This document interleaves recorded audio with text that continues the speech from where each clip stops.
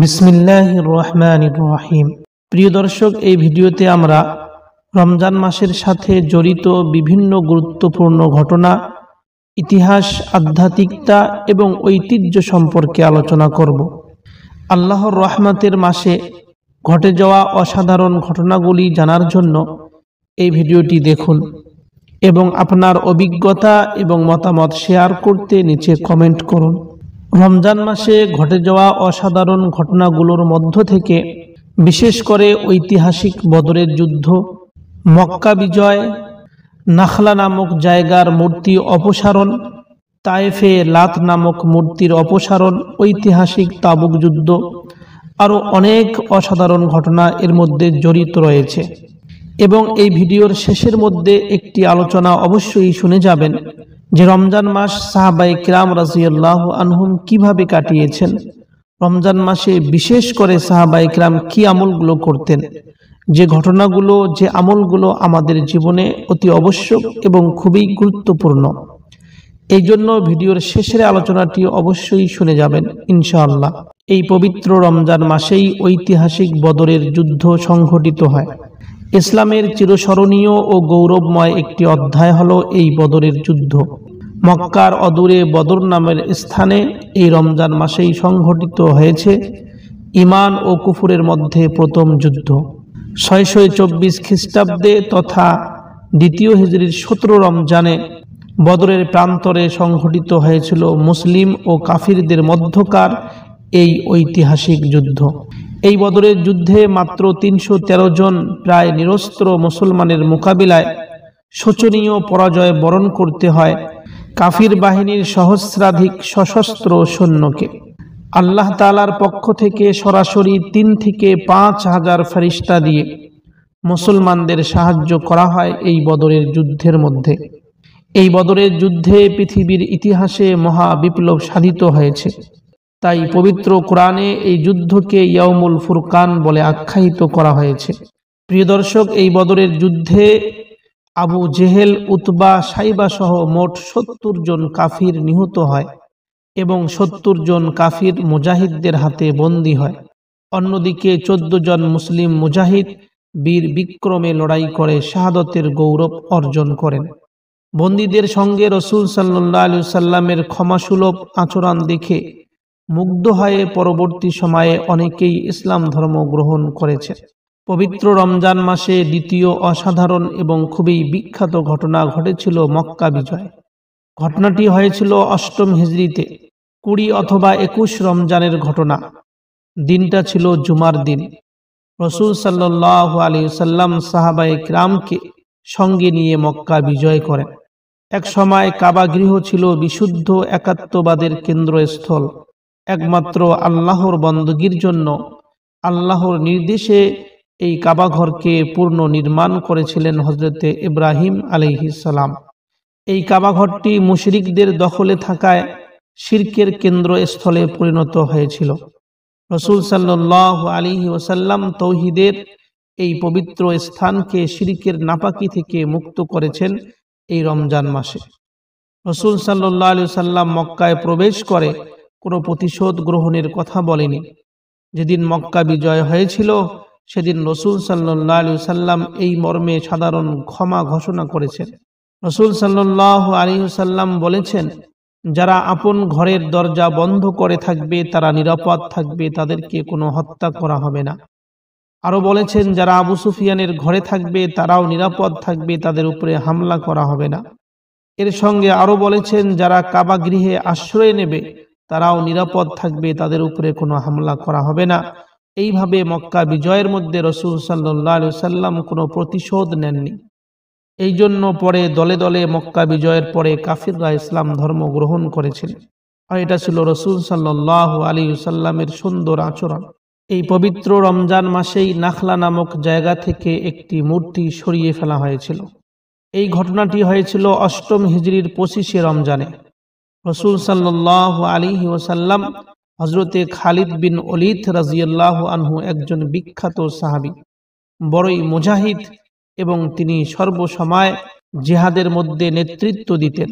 এই খালিদ বিন ওলীদ রাদিয়াল্লাহু আনহুর নেতৃত্বে রাসূল সাল্লাল্লাহু আলাইহি ওয়াসাল্লাম একদল সৈন্য বাহিনীকে প্রেরণ করেন নাখলা নামক একটি জায়গার মধ্যে, যে জায়গার মধ্যে বিশাল বড় আকারের একটি মূর্তি ছিল, সেই মূর্তিটাকে সেখান থেকে সরিয়ে ফেলার জন্য। এই বিশাল আকারের মূর্তিটার কাফিররা পূজা করত, যার নাম ছিল উজ্জা। খালিদ বিন ওলীদ রাদিয়াল্লাহু আনহু নিজ হাতে ওই মূর্তিকে সেখান থেকে সরিয়েছেন। এরপর তিনি বলেন, আর কখনো এখানে এই উজ্জার উপাসনা করা হবে না। রমজানের এই পবিত্র মাসের মধ্যেই তায়েফ নামের যে বিখ্যাত জায়গা ছিল, সেই জায়গা থেকে লাত নামক একটি মূর্তিকে সরিয়ে ফেলা হয়। এই ঘটনাটিও হয়েছিল পবিত্র রমজান মাসে। ঘটনাটি হয়েছিল 9 হিজরিতে। তায়েফের সাফিব গোত্র স্বেচ্ছায় ইসলাম ধর্ম গ্রহণ করেছিল এবং তারা নিজেরাই নিজের ইচ্ছা অনুযায়ী নিজের উপাস্য সেই মূর্তিটা, যার নাম ছিল লাত, সেটাকে অপসারণ করেছেন। বরকতময় রমজান মাসে সংঘটিত হয়েছে ঐতিহাসিক তাবুক যুদ্ধ। এই যুদ্ধটি হয় 9 হিজরিতে। যুদ্ধটি শুরু হয় রজব মাসে, কিন্তু তাবুক যুদ্ধের কিছু ঘটনা সংঘটিত হয় 9 হিজরির রমজান মাসে। তাবুক নামের এই জায়গাটি মদিনা ও সিরিয়ার মধ্যবর্তী একটি স্থানের নাম। মদিনা থেকে এই তাবুক নামের জায়গাটি 690 কিলোমিটার দূরে অবস্থিত। এই যুদ্ধটি ছিল ইসলামের বিরুদ্ধে আরব ও কাফির মুনাফিকদের শেষ চেষ্টা।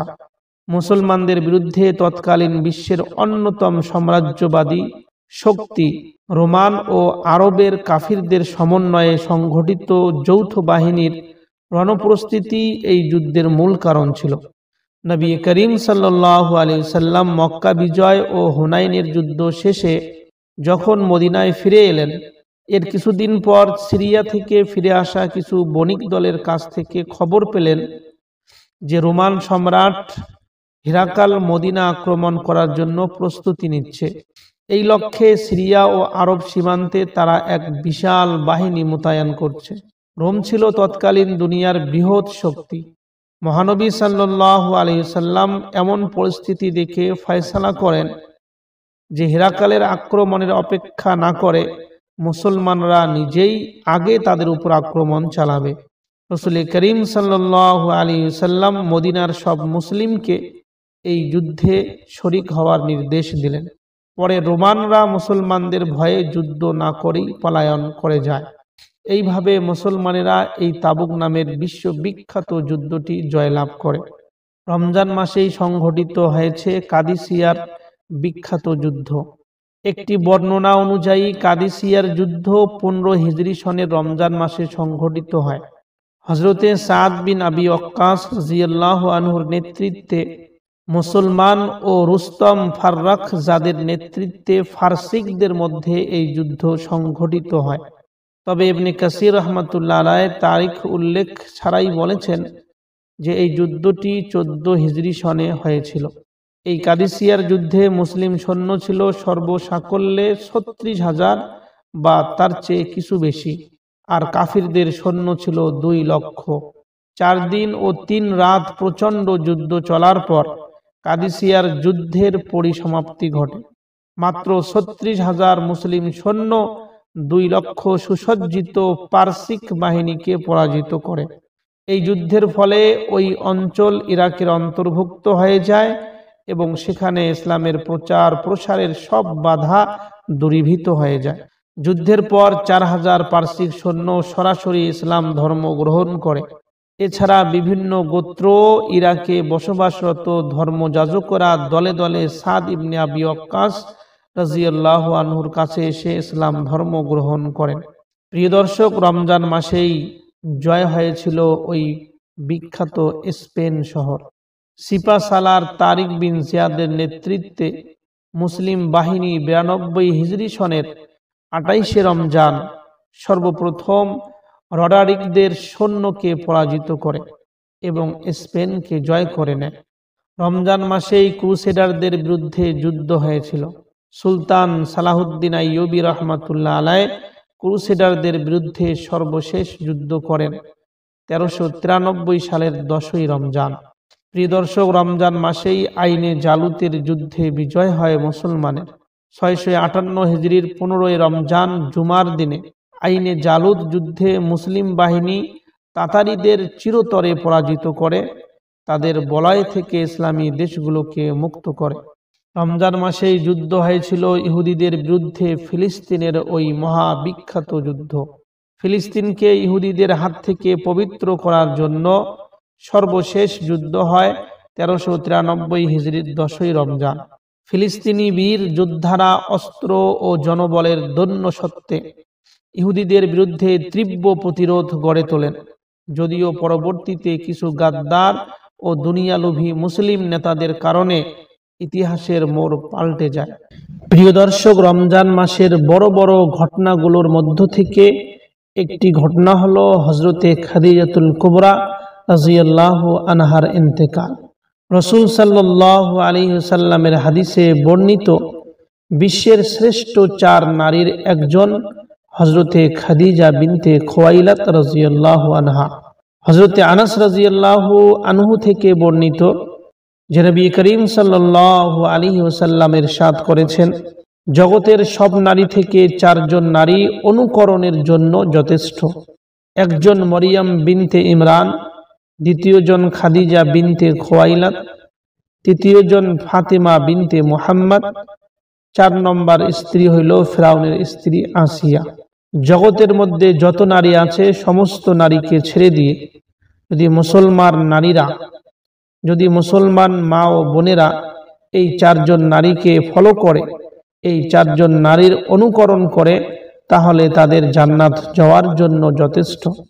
হযরতে খাদিজা রাদিয়াল্লাহু আনহার বিয়ের 15 বছর পর বিশ্বনবী সাল্লাল্লাহু আলাইহি ওয়াসাল্লাম নবুয়ত লাভ করেছেন।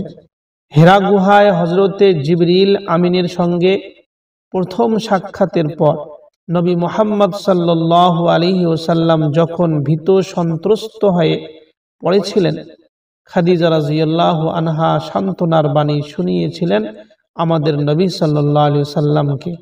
তিনি আশ্বাস দিয়েছিলেন, বলেছিলেন, মুহাম্মদ, আপনি কখনো কারো মন্দ কিছু চাননি, বিপদগ্রস্তের পাশে দাঁড়িয়েছেন, অসহায়ের সহায় করেছেন, ভয় পাওয়ার কিছু নেই, আপনার রব আপনাকে কখনো বিপদে ফেলবেন না।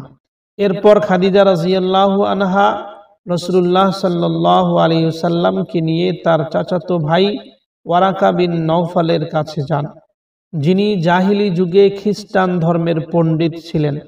খাদিজা রাদিয়াল্লাহু আনহা সেখানে গিয়ে তাকে বলেন, হে আমার চাচাতো ভাই, আপনার ভাতিজার কথা শুনুন।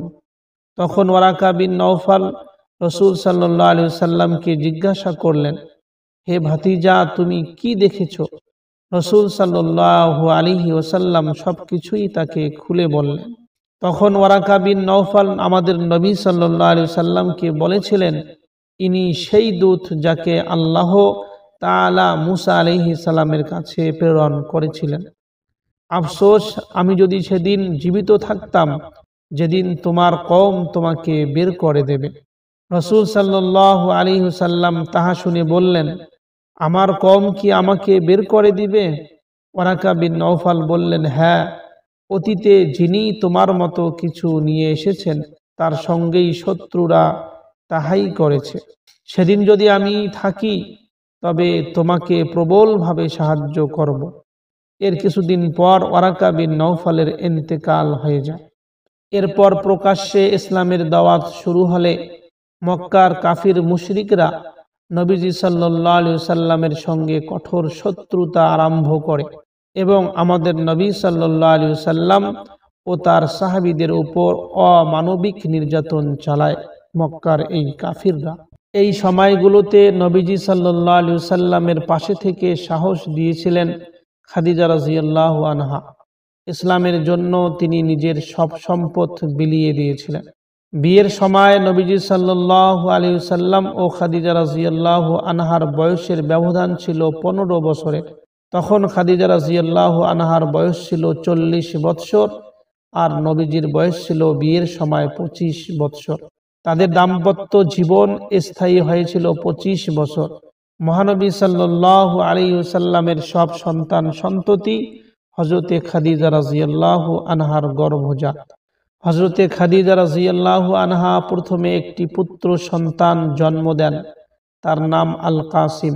এরপর তার 4টি কন্যা সন্তান হয়, তাদের নাম হলো জাইনাব, রুকাইয়া, উম্মে কুলসুম এবং ফাতিমা।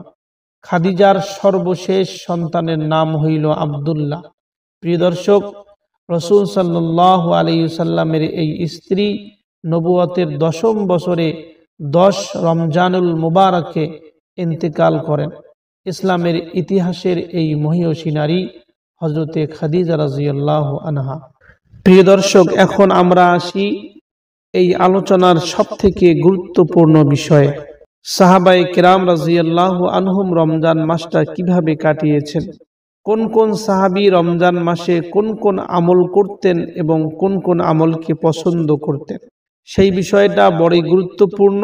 আর আমরা সাহাবায়ে কেরাম রাদিয়াল্লাহু আনহুমের রমজান মাসের এই বিশেষ আমলগুলো অবশ্যই অনুকরণ করব ইনশাআল্লাহ। পবিত্র রমজান মাস রহমত, বরকত ও ক্ষমা লাভের মাস, তাকওয়া অর্জন ও গরিব দুঃখীদের কষ্ট অনুভব করার মাস, কোরআন নাজিলের মাস, 1000 মাসের চেয়ে শ্রেষ্ঠ একটি রাত লাইলাতুল কদরের মাস। মহামান্বিত এ মাসের আগমনে রাসূল সাল্লাল্লাহু আলাইহি সাল্লামের সাহাবীদের জীবন চিত্র পাল্টে যেত। পার্থিব সব ব্যস্ততাকে একপাশে ঠেলে নিবিড় ঐকান্তিকতায় ডুবে যেতেন মহামহিম রবের ইবাদত অর্চনায়। সাহাবীদের যুগে রমজানের যে সোনালী চিত্র আমরা দেখতে পাই, সেখানে আমাদের জন্য রয়েছে অনুপম শিক্ষা। সাহাবীদের এই শিক্ষাগুলো দেখে, এই আমলগুলো দেখে, তাদের এই চিত্রগুলো দেখে আমরাও আমার জীবন ওইভাবে চালিয়ে যাব এবং আমরাও ওইভাবে রমজান অতিবাহিত করব ইনশাআল্লাহ। হযরতে আব্দুল্লাহ ইবনে উমর রাদিয়াল্লাহু আনহু, তিনি একজন বিখ্যাত সাহাবী। হযরতে উমর রাদিয়াল্লাহু আনহুর মতন একজন বিখ্যাত সাহাবী এবং একজন খলিফার ছেলে হযরতে আব্দুল্লাহ, তিনি রমজান মাসে কি আমল করতেন এবং কিভাবে কাটাইতেন, সেটা আপনাদের সম্মুখে উপস্থাপন করতে চলেছি। খুব মনোযোগ সহকারে শুনবেন এবং এই আমলগুলো রমজান মাসে অবশ্যই করবেন। বিখ্যাত সাহাবী আব্দুল্লাহ ইবনে উমর, হযরতে উমর রাদিয়াল্লাহু আনহুর ছেলে আব্দুল্লাহ, রমজান মাসে সর্বদা অসহায় এবং দুঃখীদের নিয়ে ইফতার করতেন। তার পরিবার কখনো আপত্তি করলে হযরতে আব্দুল্লাহ সে রাতে আর কখনো খাবার খেতেন না। কখনো খাবার খাওয়া অবস্থায় কোনো ভিক্ষুক চলে এলে তিনি তার অংশ নিয়ে তাকে দিতেন। নিজে অভুক্ত অবস্থায় রাত পার করতেন। কত সুন্দর আমল হযরতে আব্দুল্লাহ ইবনে উমরের। রমজান মাসে ইফতারের সময় তিনি গরিব দুঃখীদের নিয়ে ইফতার করতেন। এটা কত বড় আমল! এই আমলটা আমরা অবশ্যই করার চেষ্টা করব। খাবার খাওয়ার সময় যদি কোনো দুঃখী এবং ভিক্ষুক লোক চলে আসে, তাহলে নিজের অংশটা তিনি ওই দুঃখী এবং ভিক্ষুককে দিয়ে দিতেন। কত সুন্দর আমল! যদি আমরাও এরকম করতাম তাহলে কতই না সুন্দর হইতো। আল্লাহ তাআলা আমাদের উপরে রাজি থাকতো। আমরাও তাই করব ইনশাআল্লাহ। রমজান মাসে হযরতে উমর রাদিয়াল্লাহু আনহু বাড়িতেই থাকতেন। যখন রাত্রে বেলা মসজিদ থেকে লোকজন চলে যেত, হযরতে উমর রাদিয়াল্লাহু আনহু পানির একটি মশক নিয়ে মসজিদে নববীতে চলে যেতেন। সারা রাত ইবাদতে কাটিয়ে ফজর পড়ে বেরোতেন। হযরতে উমর রাদিয়াল্লাহু আনহুর আমল, রমজান মাসে পানির মশক নিয়ে মসজিদে নববীতে যেতেন। আর ওই পানিগুলো ওখানে তিনি একাই পান করতেন অবশ্যই না, সেখানে সবাই পানি পান করত। এবং হযরতে উমর রাদিয়াল্লাহু আনহু রমজানের সারা রাত ইবাদতে কাটাইতেন, ফজর পড়ে মসজিদ থেকে বাড়িতে আসতেন। কত সুন্দর আমল! যদি আমরা করতে পারি জীবন ধন্য হয়ে যাবে। আমার হাতে যাহা কিছু থাকবে, আমার সঙ্গে যাহা কিছু থাকবে, আমার বাড়িতে যাহা কিছু থাকবে, মানুষকে খাওয়ানোর জন্য কিছু একটা নিয়ে আমরা মসজিদের মধ্যে চলে যাব। সবাইকে খাইয়ে দিয়ে সারা রাত মসজিদের মধ্যে ইবাদত করে সকালবেলা বাড়িতে ফিরব। আহা, কত সুন্দর আমল যদি আমরা করতে পারি। রমজান মাসে হযরতে আনাস ইবনে মালিক রাদিয়াল্লাহু আনহু একজন বিখ্যাত সাহাবী। কে তাকে না চেনেন? রাসূল সাল্লাল্লাহু আলাইহি সাল্লামের দীর্ঘকালের খাদিম আনাস রাদিয়াল্লাহু আনহু। অনেক দিন ধরে হযরতে আনাস রাদিয়াল্লাহু আনহু নবীর দরবারেই পড়ে থাকতেন এবং নবী সাল্লাল্লাহু আলাইহি সাল্লামের খেদমত সেবা যত্নের মধ্যে থাকতেন। দীর্ঘকাল তিনি রাসূল সাল্লাল্লাহু আলাইহি ওয়াসাল্লামের খাদিম ছিলেন। আনাস ইবনে মালিক রাদিয়াল্লাহু আনহু তিনি রমজানের রাতে প্রিয় রাসূল সাল্লাল্লাহু আলাইহি ওয়াসাল্লামের পিছনে নামাজে দাঁড়িয়ে যেতেন। যখন রাসূল সাল্লাল্লাহু আলাইহি ওয়াসাল্লাম রমজান মাসের নামাজে দাঁড়াতেন, তখন রাত্রিবেলা হযরতে আনাস রাদিয়াল্লাহু আনহু তিনিও রাসূল সাল্লাল্লাহু আলাইহি ওয়াসাল্লামের পিছনে নামাজে দাঁড়িয়ে যেতেন। আনাস রাদিয়াল্লাহু আনহু তিনি নিজেই বলেছেন যে রাসূল সাল্লাল্লাহু আলাইহি ওয়াসাল্লাম রমজান মাসে নামাজ আদায় করতেন। একদিন আমি এসে তার পাশে দাঁড়ালাম, এরপর এক ব্যক্তি এসে দাঁড়ালো। এভাবে কিছুক্ষণের মধ্যে আমরা একটি দলে পরিণত হয়ে গেলাম। রাসূল সাল্লাল্লাহু আলাইহি ওয়াসাল্লাম যখন বোধ করল যে আমরা তার পিছনে দাঁড়িয়ে আছি, তখন রাসূল সাল্লাল্লাহু আলাইহি ওয়াসাল্লাম সংক্ষিপ্তে নামাজ আদায় করতেন। এরপর তিনি তার ঘরের ভিতরে ঢুকে পড়লেন এবং একাকী নামাজ পড়তে শুরু করলেন। সকালবেলা হলে আমরা সবাই রাসূল সাল্লাল্লাহু আলাইহি ওয়াসাল্লামকে জিনিসটা জানালাম যে রাত্রেবেলা আমরা আপনার পিছনে নামাজ পড়তেছিলাম, আর আপনি সেখান থেকে উঠে নামাজ শেষ করে ঘরের ভিতরে ঢুকেছেন। এরপরে আমরা আর আপনার পিছনে নামাজ পড়তে পারি নাই, আপনি একাই বাড়িতে নামাজ পড়লেন। তখন রাসূল সাল্লাল্লাহু আলাইহি ওয়াসাল্লাম বললেন, হ্যাঁ, তোমরা জড়ো হওয়ায় আমাকে কৌশল করতে হয়েছে এবং তোমরা একসঙ্গে হয়েছ, তাই আমি একাই গিয়ে নামাজ ঘরের ভিতরে পড়েছি। বরকতময় রমজান মাসে হযরতে আবু হুরায়রা রাদিয়াল্লাহু আনহুর আমল। আবু হুরায়রা একজন বিখ্যাত সাহাবী। হযরতে আবু হুরায়রা রাদিয়াল্লাহু আনহু সম্পর্কে পৃথিবীর সকল মুসলিম যারা ইসলাম সম্পর্কে কিছু জানেন তারা অবশ্যই শুনেছেন হযরতে আবু হুরায়রার নাম। রাসূল সাল্লাল্লাহু আলাইহি ওয়াসাল্লামের সর্বক্ষণের সঙ্গী বিখ্যাত সাহাবী হযরতে আবু হুরায়রা রমজান মাসে দিনের সময়টুকু মসজিদেই কাটিয়ে দিতেন। হযরতে আবু হুরায়রা সম্পর্কে হযরতে আবু নুআইম রাহমাতুল্লাহ আলাইহি বলেছেন যে আবু হুরায়রা রাদিয়াল্লাহু আনহু ও তার সঙ্গীরা রমজান মাসে মসজিদে অবস্থান করতেন। তারা বলতেন, আমরা আমাদের রোজা পবিত্র করছি। কত সুন্দর আমল হযরতে আবু হুরায়রা তার সঙ্গীদের। তিনারা রমজান মাসের দিনের সময়টুকু মসজিদের মধ্যে কাটাইতেন আর বলতেন যে আমরা আমার রোজাকে পবিত্র করছি। কেননা মসজিদের বাইরে দুনিয়াতে ঘোরাফেরা করলে বিভিন্ন প্রকারের মুখ দিয়ে কথা বলতে হয়, এর মধ্যে মিথ্যাও হইতে পারে, এমনকি চোখ দিয়ে বিভিন্ন গুনাহ হইতে পারে। মসজিদের মধ্যে সময়টুকু কাটিয়ে নামাজকে, মসজিদের মধ্যে সময়টুকু কাটিয়ে রোজাকে পবিত্র করত। এই জন্য বেশি বেশি করে রমজান মাসের দিনের যে সময়টুকু আমরা খালি পাই, অবশ্যই ওর মধ্যে আমরা বেশি সময় মসজিদের মধ্যেই কাটাবো ইনশাআল্লাহ। হযরতে আবু হুরায়রা রাদিয়াল্লাহু আনহু রমজান মাসে খুব সামান্য খাবার গ্রহণ করতেন। অধিক পানাহার করলে অলস্য পেয়ে বসার ভয় পেতেন। আর আমরা রমজান মাসে আবার অধিক আহার করতে শুরু করি। যখন রমজান মাস আসে, সারাদিন রোজা রাখি, পেট খালি হয়ে যায়, ইফতারের সময় আমরা এত খাওয়া খেয়ে নেই যে এরপরে এত অলসতা চলে আসে যে নামাজের মধ্যে আর মন লাগে না, সব সময় শরীরটা আরাম চায়। কিন্তু হযরতে আবু হুরায়রা তিনি কি করতেন? তিনি করতেন রমজান মাসে অল্প কিছু খাবার গ্রহণ করতেন, যাতে শরীরের মধ্যে কোনো অলসতা বোধ না হয়। আমরাও তাই করব ইনশাআল্লাহ। রমজান মাসে অল্প খাবার খাওয়ার চেষ্টা করব আর বেশিরভাগ সময় নামাজের মধ্যে কাটানোর, আল্লাহর ইবাদতের মধ্যে কাটানোর চেষ্টা করব ইনশাআল্লাহ। হযরতে আবু হুরায়রা রাদিয়াল্লাহু আনহু রমজানে অধিক হারে তাহাজ্জুদের নামাজ আদায় করতেন এবং পরিবারকেও উদ্ধৃত করতেন। আল্লামা ইবনে জৌজি রাহমাতুল্লাহ আলাইহি বর্ণনা করেন, হযরতে আবু হুরায়রা রাতকে 3 ভাগে ভাগ করতেন। তার স্ত্রী, তাদের সেবক এবং তিনি পালাক্রমে এ সময় ইবাদতে মশগুল হইতেন। রাতকে 3 ভাগে ভাগ করার পর 1 ভাগের মধ্যে ইবাদত করত তার স্ত্রী এবং আরেক ভাগের মধ্যে ইবাদত করত তার একজন সেবক এবং আরেক ভাগের মধ্যে তিনি নিজেই ইবাদত করতেন। যদি এই 3 জনের মধ্যে একজন ঘুমিয়ে পড়লে অপরজনকে তিনি ডেকে দিতেন আর সে রাতের মধ্যে ইবাদত করা শুরু করত, যেন কোনো রাতের কোনো অংশ তাদের ঘরে ইবাদত শূন্য না থাকে। ঘরটাকে বানিয়েছেন হযরতে আবু হুরায়রা রাদিয়াল্লাহু আনহু ইবাদতের ঘর।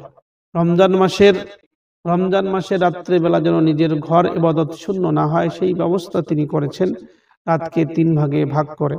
কত সুন্দর আমল নিজের ঘরকে পবিত্র, নিজের ঘরকে বরকতময় এবং নিজের ঘরকে ইবাদতখানা বানানোর জন্য।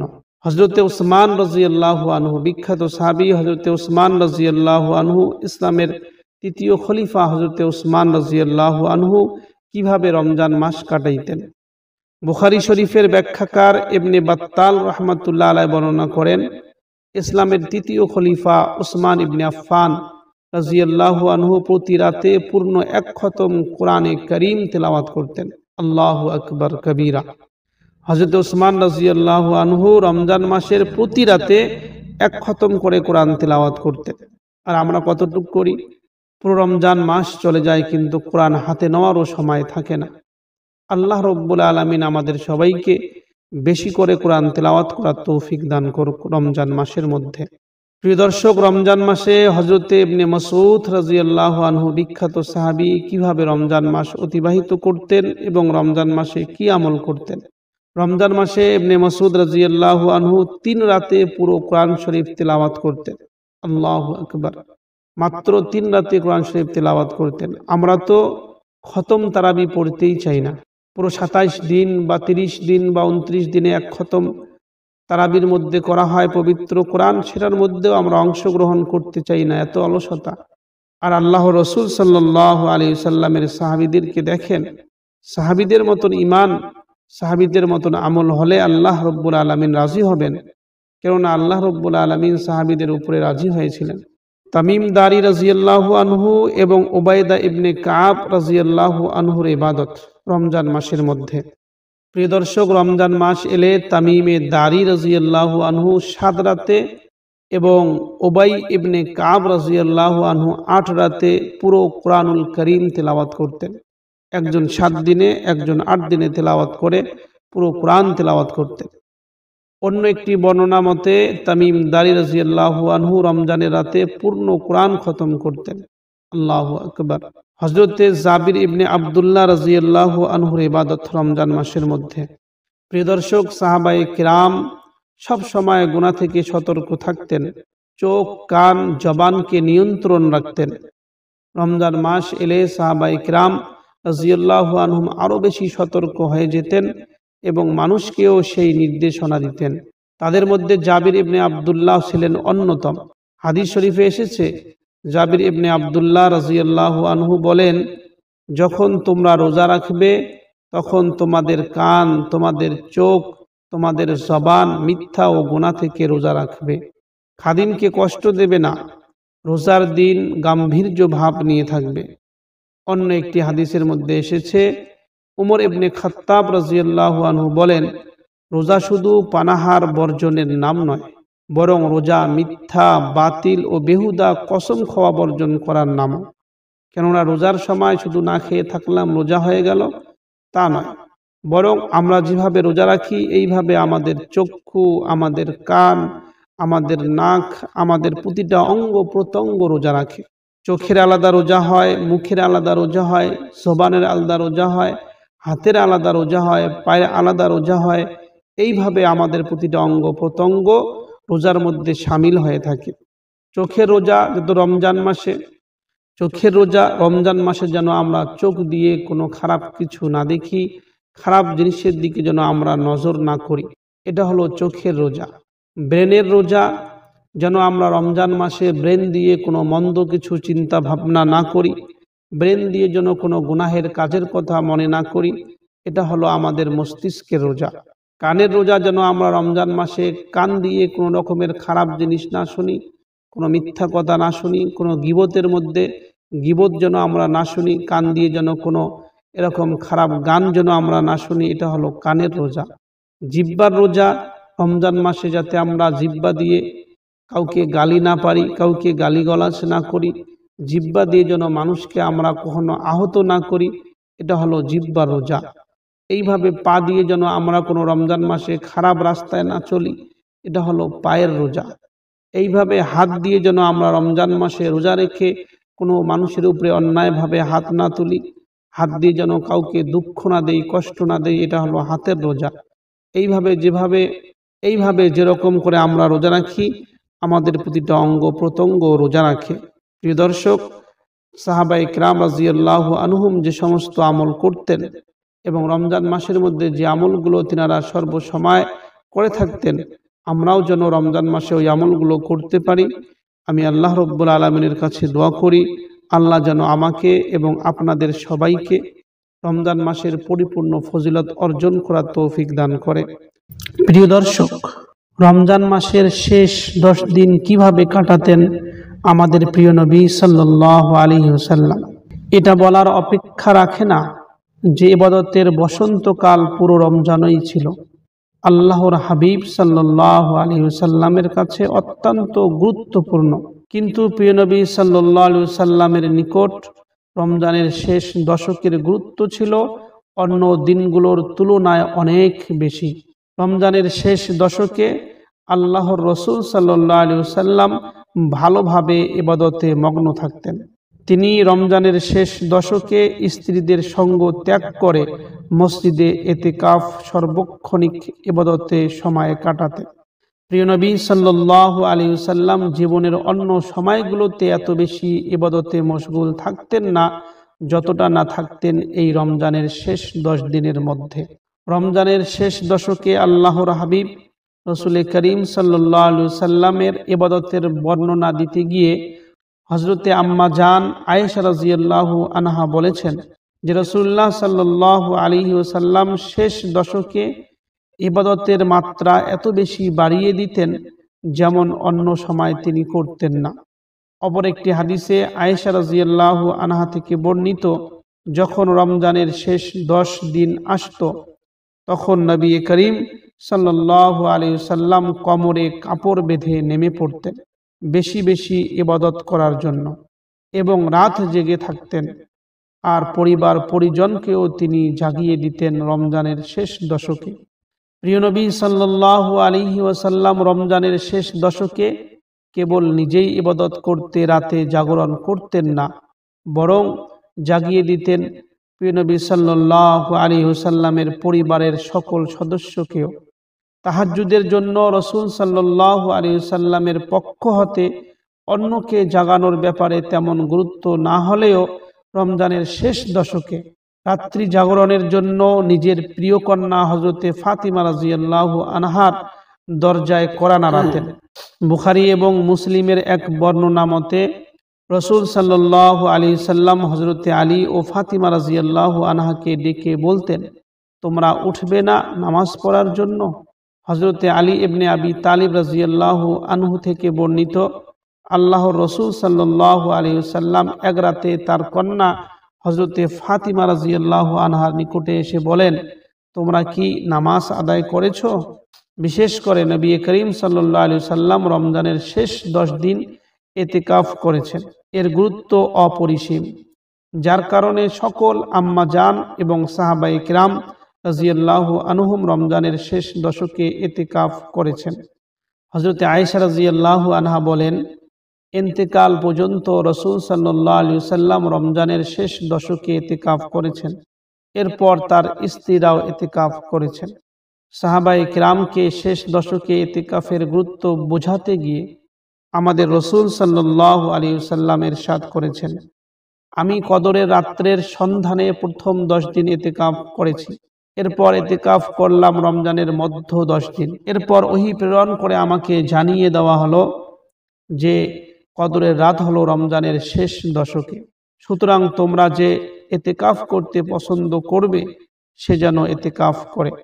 এরপর মানুষ রাসূল সাল্লাল্লাহু আলাইহি ওয়াসাল্লামের সঙ্গে ইতিকাফে শরীক হয়। স্বয়ং রাসূল করিম সাল্লাল্লাহু আলাইহি ওয়াসাল্লাম এইভাবে রমজানের শেষ দশকের ফজিলত বয়ান করেছেন। আর রমজানের এই শেষ 10 দিনেই রয়েছে লাইলাতুল কদর, যা উত্তম হাজার মাসের থেকেও। আর এ রাতেই নাজিল হয়েছে মহাগ্রন্থ আল কুরআনুল কারীম। মহান আল্লাহ তাআলা ইরশাদ করেছেন, নিশ্চয়ই আমি এই পবিত্র কোরআনকে নাজিল করেছি মহামান্বিত রাতে, অর্থাৎ লাইলাতুল কদরে। আপনি কি জানেন মহামান্বিত এই রাতটি কি জিনিস? মহামান্বিত রাত হাজার মাসের চেয়েও শ্রেষ্ঠ। সেই রাতে প্রতিটি কাজের জন্য ফারিস্তারা এবং রূহ তাদের প্রতিপালকের আদেশক্রমে অবতীর্ণ হয়। সেই রাতে শান্তি শান্তি ফজর হওয়া পর্যন্ত। বিভিন্ন হাদিস দ্বারা বোঝা যায় উল্লিখিত আয়াতে মহামান্বিত যে রাতের কথা বলা হয়েছে তা এই শেষ দশকেই লুকিয়ে আছে। রাসূলুল্লাহ সাল্লাল্লাহু আলাইহি ওয়াসাল্লাম ইরশাদ করেছেন, তোমরা শেষ দশকের বিজোড় রাতে লাইলাতুল কদরের অনুসন্ধান করো। এটা ছিল প্রিয় নবী সাল্লাল্লাহু আলাইহি ওয়াসাল্লামের রমজানের শেষ দশকের ইবাদতের নমুনা। আল্লাহ সুবহানাহু তাআলা আমাদের সকলকে প্রিয় নবী সাল্লাল্লাহু আলাইহি ওয়াসাল্লামের পদাঙ্ক অনুসরণ করে রমজানের শেষ দশকের এই মহান সুযোগকে কাজে লাগানোর তৌফিক দান করুক। আমিন। আসসালামু আলাইকুম ওয়া রাহমাতুল্লাহ।